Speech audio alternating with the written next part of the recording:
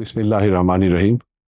চন্দনায় সাতকানিয়া আংশিকের প্রিয় প্রবাসী ভাই ও বোনেরা, আমি ওমর ফারুক, খেতাবপ্রাপ্ত বীর মুক্তিযোদ্ধা ডক্টর কর্নেল অলি আহমেদ বীর বিক্রমের জ্যেষ্ঠ সন্তান।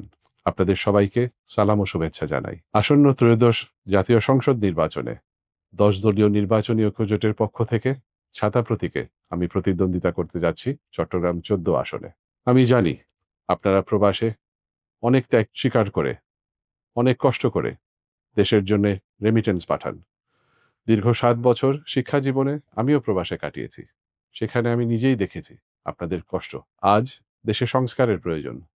দেশের অগ্রগতির স্বার্থে আমি আপনাদের প্রতি আহ্বান জানাবো, প্রতীক না দেখে সৎ এবং যোগ্য ব্যক্তিকে নির্বাচিত করে আপনারা আপনাদের প্রতিনিধি হিসাবে সংসদে পাঠাবেন। দেশে এখন আমরা আর দুর্নীতি চাই না, আমরা চাঁদাবাজ চাই না।